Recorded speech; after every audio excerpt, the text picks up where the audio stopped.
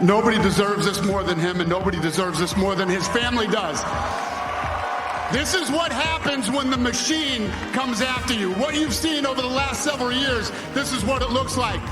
Couldn't stop him. He keeps going forward. He doesn't quit. He's the most resilient, hard-working man I've ever met in my life. His family are incredible people. This is karma, ladies and gentlemen. He deserves this. They deserve it as a family. We have taken back control of the Senate. Wow, that's good. And the Senate races in Montana, Nevada, Texas, Ohio, Michigan, Wisconsin, the great Commonwealth of Pennsylvania, were all won by the MAGA movement. They helped so much. It also looks like we'll be keeping control of the House of Representatives. We also have won the popular vote. There's no point in saying good morning, because it certainly is not one. All right, we have multiple pressing stories to get to. Stories that include an earthquake hitting the swamp of Washington, D.C. last night, a Trump-quake, as the 47th president of the United States has been chosen by the people. Donald J. Trump declared the winner in a landslide. We have the numbers, the full breakdown, exceeding even our final prediction by 6 electoral votes. The expert pollsters have been feeding us garbage, folks, this entire race. We're going to look at the final numbers and look at how badly the media and the polling outlets misled all of us. Also, now that Trump has officially won the race, what will the next 60 days look like? Inauguration is on J6 2025. Well, as of right now, it looks like the Dems' backup plan has been flushed down the toilet. They are out of legal options to thwart Donald Trump. But they may have one more trick up their sleeve. And also, new questions around the spread, the giant gaping spread between the number of votes during this election versus 2020. Very mysterious numbers surfacing, raising a whole slew of questions that need to be answered. But before we get started, thank you for liking and sharing these videos. It really helps out the channel. And consider subscribing so you don't miss these regular updates. So the final tally appears like it'll be 312 electoral votes for Donald J. Trump to Harris's 224 electoral votes. Trump winning all 7 of the battleground states, winning North Carolina, winning Georgia, winning Pennsylvania, Michigan, Wisconsin, Arizona, and even taking Nevada. Like we've been covering for weeks now, when you dig in to the makeup of these polls, almost all of them were vastly oversampling Democrats or previous Dem voters. On average, the oversampling came in at around 9 points, folks, 9 freaking percent. And the even more impressive upset came by way of the popular vote. Donald Trump winning the popular vote at this moment by over 5 million plus votes. This is a mandate. There's no way to spin it. Trump secured a massive victory last night, and the Republicans did as well. Writ large, MAGA swept the entire contest, with Republicans now controlling both chambers of Congress. Some of these House races, yes, they're still being counted, but it appears at this moment like Republicans will control Congress as well.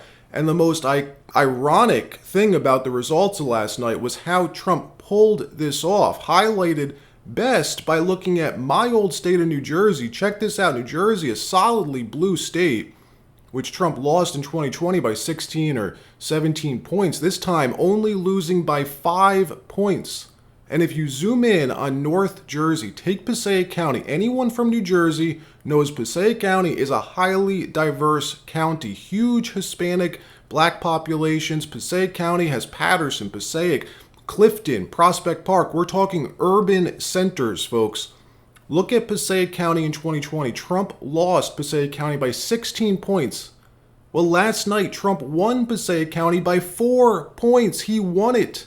50-46. He won Passaic County, New Jersey. That's amazing. And these results translated across the country. The largest Hispanic and black vote totals for a Republican candidate ever, which is why CNN is being blasted on social media right now by trying to fearmonger and use the use the race card last night, something they no longer have the right to do, in my opinion. Watch as Van Jones is on the verge of tears, claiming that people of color are going to bed scared last night, going to bed in fear. Roll the tape. Because I'm thinking about the people who are not a part of anybody's elite, who are hurting tonight. There are African-American women who know a little bit about being talked down to and know a little bit about having their economic dreams crushed, who tried to dream a big dream over the past couple of months.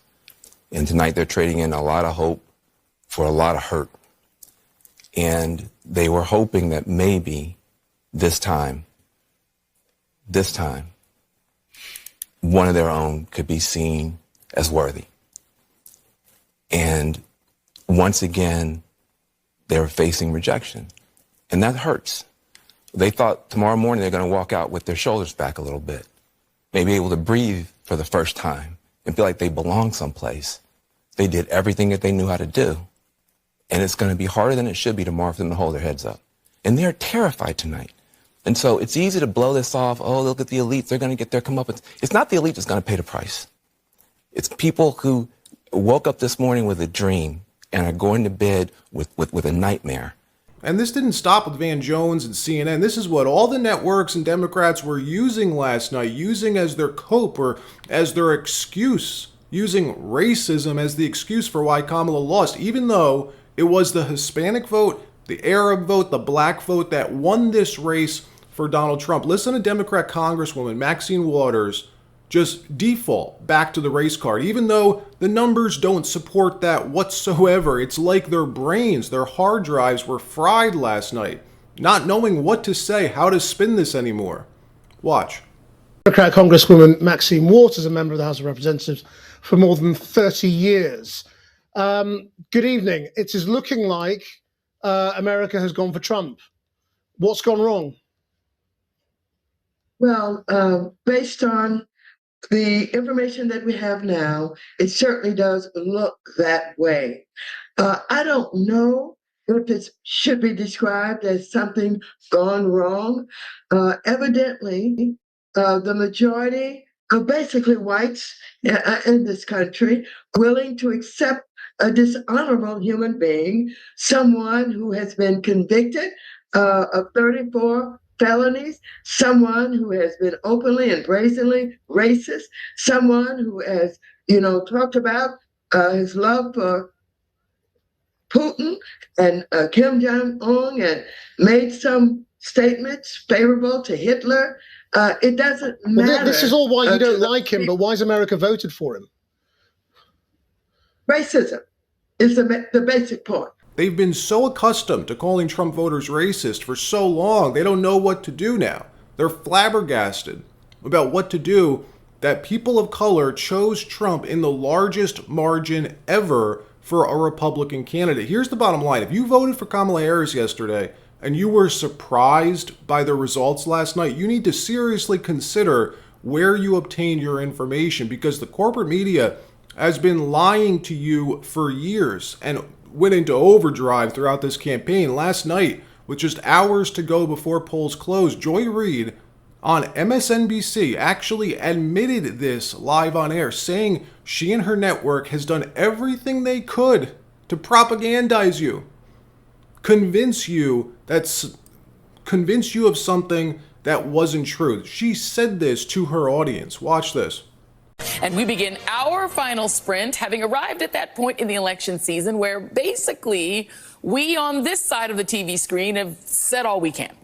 We've laid out the stakes in this crucial election, where one side stands for freedom while the other meets the textbook definition of fascism, namely a far-right dictatorial regime like Hitler's Germany or Franco's Spain or Mussolini's Italy, but also white-ruled South Africa before Mandela and the black majority took control, or Vladimir Putin's Russia, Viktor Orban's Hungary, or Nicolas Maduro in Venezuela today, that suppresses the rights of women and minorities, uses the military to execute the whims of a strongman dictator. Meanwhile, over on CNN, there were moments, some slim moments of clarity of reality breaking through, realizing that after everything they've done, CNN included, the establishment writ large, that they've done to this man, the fact that he still won overwhelmingly is pretty freaking amazing. Watch.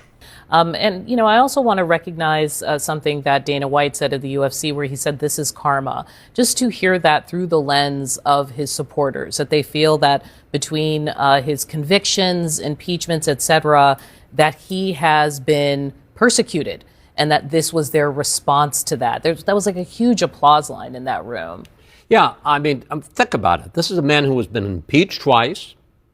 A man who has survived 2 assassination attempts, one of them very serious, 4 indictments, almost 100 charges, and he looks like he's going to have walked through all of it. And he's at 34 counts, a convicted felon. And well, when we'll see what happens on that conviction and what punishment he faces.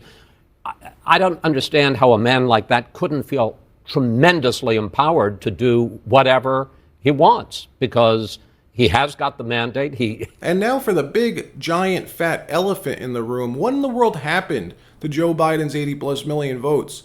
How is it that Joe Biden received 20 million more votes than Kamala Harris did? Let's just go back to this for a minute. Can someone explain how in the world this is possible? Look at this chart. Are we to believe that Joe Biden, of all people, really received more votes than any other president in the history of our country, and suddenly 20 million of those voters just didn't participate this time around? Very odd. And even more mysterious and glaring is how this looks when you compare it county by county, which CNN did last night. They pointed this out live on air, and they realized what they were doing when they were showing it, how it raises a whole slew of questions. Roll the tape. So you asked, are there any places that the vice president is overperforming Joe Biden in 2020? So we could show you that as well. We just bring that out here. Harris overperforming in 2020. Holy smokes. There you go. So let this go away and see if there's anything on the east side there. Literally nothing? Literally nothing. Literally not one county? Jake Tapper saying literally nothing? Literally not one county? So Joe Biden outperformed Kamala Harris in every single county across the country. Like Jake Tapper said, not even one single county did Kamala receive more votes in. So now that the race is won, and won in a landslide, what happens next? Well, we have 2 months before inauguration. The Dems no longer have the votes to disqualify Trump in Congress, so that plan's out the window. What we'll likely see is the same thing we saw in 2016 when the voters picked Donald Trump and give him both chambers of Congress. The establishment now has to turn to the deep state for help. Here's some foreshadowing on what we can expect. Watch this.